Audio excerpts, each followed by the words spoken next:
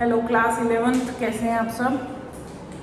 Class 11th का chapter 6 मैं NCERT से आज आपके साथ डिस्कस करने वाली हूँ। पहले हम कॉन्सेप्ट को डिस्कस करेंगे, उसके बाद हम कुछ क्वेश्चंस आज परमुटेशन के इस वीडियो में डिस्कस करेंगे। पहले परमुटेशन को समझते हैं कि एग्जैक्टली परमुटेशन है क्या। देखिए, इसका सीधा साधा जो मतलब है जिसको हम अपनी रियल लाइफ से रिलेट कर सकते हैं, दैट इज अरेंजमेंट्स। अरेंजमेंट, बहुत बार हम लोग अरेंजमेंट करते हैं। फॉर एग्जाम्पल, इफ आई से I have 3 different type of boxes. First is red, that is blue and that is white. I want to arrange them in such a way there will be a different combinations. मतलब देखने में arrangement थोड़ी different लगनी चाहिए। तो एक combination तो आपको दिख ही रहा है यहाँ पर, रेड ब्लू वाइट, ठीक है। पहले दूसरा कॉम्बिनेशन बन सकता है जिसमें कि ब्लू रेड एंड वाइट हो जाए, ठीक है। ब्लू को मैंने फर्स्ट पोजीशन दे दी। थर्ड हो सकता है कि रेड वाइट एंड ब्लू, इसमें मैंने इसको थर्ड पोजीशन दे दी, ठीक है। उसके बाद चौथी कॉम्बिनेशन इसमें बन सकती है कि मैं वाइट को वन दे दूँ, फर्स्ट पोजीशन दी है मैंने। इसी तरह से हम फिफ्थ पोजीशन बना सकते हैं जिसमें कि हम रेड को थर्ड पोजीशन पे डाल देंगे, तो वाइट ब्लैक या ब्लू और रेड लास्ट में चला गया।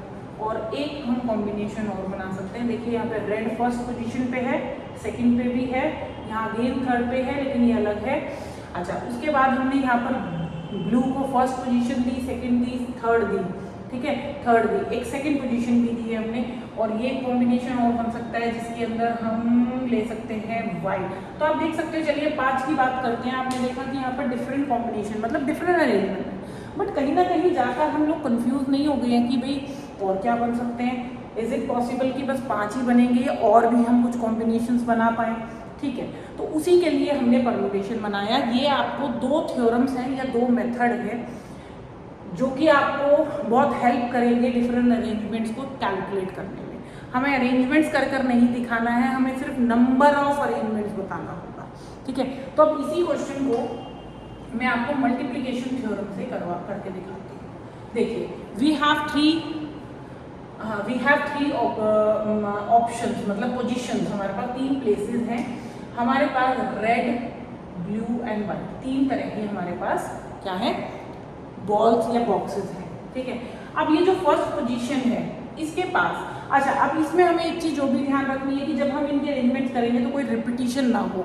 डेफिनेटली रिपीटिशन नहीं हो सकता है क्योंकि रेड भी एक ही बॉल है, ब्लू बॉक्स जो है रेड एक ही है, ब्लू भी एक ही है, वाइट भी एक ही है, तो डेफिनेटली रिपीटिशन नहीं हो सकता है।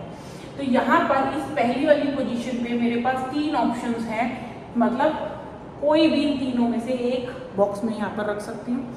सिमिलरली सेकेंड वाले के लिए मेरे पास सिर्फ 2 ऑप्शंस है क्योंकि ऑलरेडी एक जो पहला प्लेस है वो ऑक्यूपाइड है। तीसरे वाले के लिए सिर्फ एक ही ऑप्शन बचेगी। ऑप्शन मतलब कि कौन सा बॉक्स किस प्लेस पे रखा जा सकता है। तो ये मैंने ऑप्शंस रखी हैं। अब इन तीनों को क्या करना है, मल्टीप्लाई। अब आपको कहोगे मैम मल्टीप्लाई क्यों करना है, क्योंकि बेटा अरेंज तो देखो तीनों को ही करना है ना। अगर तीनों को अरेंज नहीं कर रहे हो, ऑप्शन वाइज एक को तीनों में से किसी एक को कर रहे हो, then you can put addition, otherwise you have to put multiplication. तो मल्टीप्लिकेशन थ्योरम कहती है कि इनकी डिफरेंट ऑप्शंस को आप ऐसे मल्टीप्लाई करिए, you will get 6। So 6 equal option 6 ways से 6 तरीके से आप इनके डिफरेंट कॉम्बिनेशंस बना सकते हो। एक और एग्जांपल लेते हैं। इसमें मैंने कुछ डिजिट्स ले ली हैं। ये एग्जांपल 2 है, ये 1 था। यहाँ पर मैंने कुछ डिजिट्स ले लिए हैं। डिजिट्स थे मेरे पास 2, 0 एंड 5, ठीक है। मैं यहाँ पर, अच्छा 0 को हटा देते हैं क्योंकि 0 का केस थोड़ा सा डिफरेंट होता है। 2, 1 एंड 5 ये 3 डिजिट्स मैंने आपको दिए। मैंने कहा नंबर बना के बताइए कितनी तरह के नंबर बना सकते हो, और नंबर की एक लिमिट है कि भाई आपको 3 डिजिट नंबर ही बनाना है, मतलब सारे यूज करने हैं। तो हमें 3 डिजिट नंबर्स बनाने हैं, ठीक है। अब 3 डिजिट नंबर के लिए मेरे पास एक प्लेस 100 का होगा, एक 10s का होगा, एक 1s का होगा। अब 100 प्लेस पे इन तीनों में से कौन सा डिजिट रख सकते हैं, ऑब्वियसली कोई भी डिजिट अप्लाई कर सकते हैं। How many options you have, 3 options. इसी तरह से 10th प्लेस के लिए आपके पास अगेन 2 ऑप्शंस हैं। क्या आप इनमें से रिपीट कर सकते हैं, वो आपको क्वेश्चन में बताया जाएगा कि रिपीटिशन इज अलाउड और नॉट अलाउड। फिलहाल यहाँ पर नो रिपीटिशन ले रहे हैं, रिपीटिशन नहीं ले रहे हैं। तो जब रिपीटिशन नहीं है तो सेकंड केस में हमारी ऑप्शंस कम हो जाएंगी। थर्ड केस में हमारे पास सिर्फ एक ही ऑप्शन बचेगी, हम इन्हें मल्टीप्लाई कर देंगे, आंसर आएगा 6। तो 6 डिफरेंट तरीके के 3 डिजिट के नंबर यहाँ पर हम बना सकते हैं। ठीक है, तो अब मूव ऑन करते हैं क्वेश्चंस पे। अच्छा, अब जब हम परम्यूटेशन करते हैं तो हमारे पास एक थ्योरम तो जो मैंने अभी आपको बताई मल्टीप्लिकेशन थ्योरम होती है, एक हम इसके लिए डायरेक्ट फॉर्मूला भी इस्तेमाल करते हैं जो कि P से ही बना है, मतलब NPR। And what is that P? P stands for permutation, N जो है वो टोटल ऑप्शंस होंगी, मतलब टोटल कितने अवेलेबल एलिमेंट्स हैं आपके पास, एट प्रेजेंट आप कितने यूज़ कर रहे हो। जैसे कि अभी पिछले दोनों एग्जाम्पल्स के अंदर मैंने 3 डिजिट्स अवेलेबल थे, 3 के 3 यूज़ किए थे, तो 3 यहाँ आएगा, 3 यहाँ पर आएगा। तो R क्या है? जो आप number of elements used at a time जो यूज कर रहे हैं, और N क्या है? टोटल, ये टोटल होगा। ठीक है, एग्जाम्पल के तौर पे इसकी कैलकुलेशन, अब इसका फॉर्मूला है, आपका फॉर्मूला है n factorial divided by n minus r factorial. अब आप कहोगे मैम ये फैक्टोरियल क्या है? एक्सक्लेमेटरी सा साइन बनाया है, इसको हम फैक्टोरियल बोलते हैं। ठीक है, ये फैक्टोरियल क्या कहता है कि अगर सपोज 6 के आगे फैक्टोरियल लगा हुआ है तो 6 को आपने इस तरह से एक्सपैंड करना है। अब आप कहोगे मैम कहाँ तक करना है? बेटा 1 तक करना है, लेकिन आप इसको बीच में भी स्टॉप कर सकते हो। कैसे स्टॉप करोगे? लाइक 6 × 5। अगर आप 4 पे स्टॉप करना चाहते हो तो आप 4 पे इस तरह से साइन अप्लाई कर दोगे। ठीक है, तो कुछ ध्यान देने वाली पॉइंट टू बी नोटेड है, पॉइंट्स टू बी नोटेड। कुछ चीजों का ध्यान रखना है आपको, जैसे कि पहला कि अगर आप कोई फैक्टोरियल आपको सपोज ऐसे दे रखे हैं कि 6 फैक्टोरियल और मल्टीप्लाई 4 फैक्टोरियल, तो it will not be equal to 24 factorial या फैक्टोरियल स्क्वायर, ऐसा कुछ नहीं होता है। आपको इनको अलग अलग ही सॉल्व करना होगा। सेकेंड है कि जब भी आप इसे ओपन करते हैं, कई बार इनके बीच में प्लस दिया होता है, 6 फैक्टोरियल प्लस 6 फैक्टोरियल, कुछ ऐसा दिया हुआ है। हाँ, इसको आप लिख सकते हैं 2 टाइम्स ऑफ 6 फैक्टोरियल। ठीक है, क्या लिखा जा सकता है इसको? नहीं, हमें ऐसा लगेगा कि 6 फैक्टोरियल 2 बार हो गया, नहीं, इसको भी आप इस तरीके से नहीं लिखेंगे। ठीक है, तीसरा 0 फैक्टोरियल बाय डिफॉल्ट 1 के बराबर होता है, क्योंकि देखिए अभी तक जब नंबर होगा तो डेफिनेटली आप उसको 1 तक एक्सपैंड करेंगे, बट अगर किसी नंबर में 0 फैक्टोरियल आ जाता है, हो सकता है कभी कभी डिनोमिनेटर में 0 आ गया आपके पास, तो उस केस में आप 0 फैक्टोरियल को डायरेक्टली 1 के बराबर लिखेंगे। इसका कोई रीज़न नहीं है, but you have to write it. ठीक है, इसके अलावा कुछ और पॉइंट्स हमारे क्वेश्चंस के दौरान आएंगे हमारे सामने, तो वो हम उनको सॉल्व करेंगे। अच्छा, एक बहुत ही ना इम्पॉर्टेंट पॉइंट कई बार मतलब क्वेश्चंस के दौरान बच्चों को बहुत प्रॉब्लम करता है कि जैसे हमारे पास आ गया n फैक्टोरियल। ठीक है, अब n फैक्टोरियल को कई बार हमें एक्सपैंड करना पड़ता है, जैसे कि इक्वेशंस होंगी इस तरह की, आपको इसको एक्सपैंड करना हो, तो n-1 को कहाँ तक लेकर जाएंगे?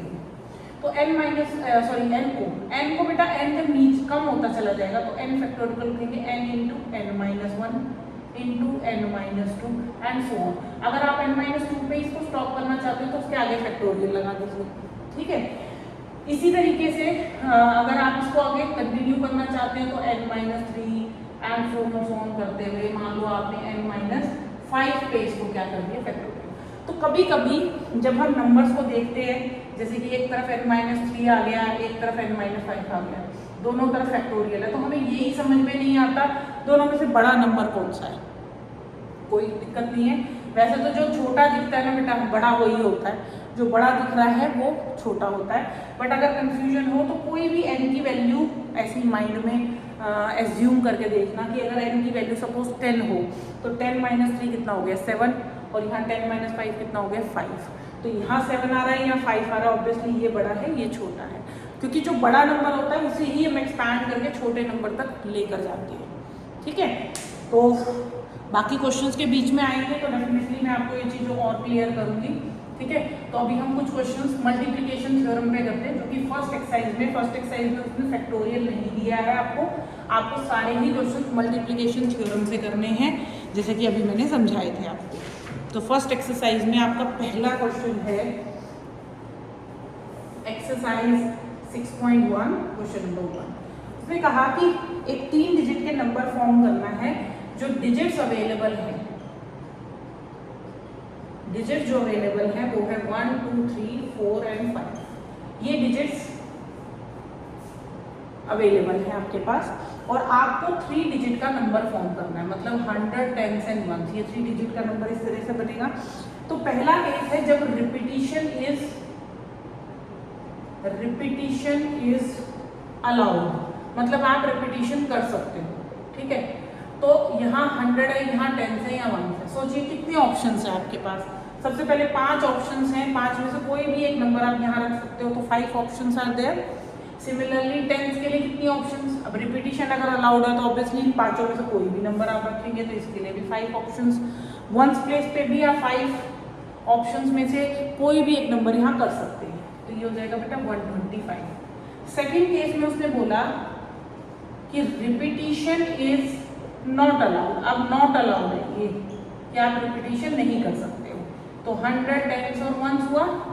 100 प्लेस पे अगर 5 में से कोई भी एक डिजिट आप अप्लाई करोगे तो 10th प्लेस पर आप 4 ही डिजिट अप्लाई कर सकते हो, 4 में से कोई एक करोगे। प्लीज डोंट थिंक दैट कि मैं नंबर रख रही हूँ बेटा, ये ऑप्शंस लिख रहे हैं हम कि ऑप्शंस 100 प्लेस पे कितने डिजिट्स के ऑप्शंस अवेलेबल हैं आपके पास। तो मेरे पास 5 है, यहाँ 4 हो जाएंगे और यहाँ घट के 3 हो जाएंगे। 5 4 20 × 60। तो आपने क्या देखा कि जब रिपीटिशन अलाउड था, रिपीटिशन अलाउड नहीं था, तो हमारे पास नंबर ऑफ वेज जो थी वो कम थी। इसको बेटा हम नंबर ऑफ वेज बोल देंगे, ठीक है। यहाँ पर भी नंबर ऑफ वेज पूरा भी लिख सकते हैं, total number of ways to form a 3 digit number. तो ये हमारा पहला क्वेश्चन था। सो नेक्स्ट वीडियो में मैं आपके बचे हुए 6.1 के क्वेश्चंस डिस्कस करूंगी। टिल देन वीडियो को दोबारा देखिए ध्यान से और मुझे ज़रूर बताना कि कहाँ पर आपको कोई भी कॉन्सेप्ट क्लियर नहीं हुआ है। I will make again a video in which and also I will take a live session in which you can discuss your doubts. जो क्वेश्चंस आपको करने के बाद भी समझ नहीं आए हैं, दोबारा करें, आपने अटेम्प्ट करे नहीं हुए, तो आप मेरे को अपने डाउट्स भेजिएगा, उन्हीं क्वेश्चंस की वीडियो मैं यहाँ पर बनाऊंगी। So bye, take care and see the next video for the rest of the solutions of 6.1।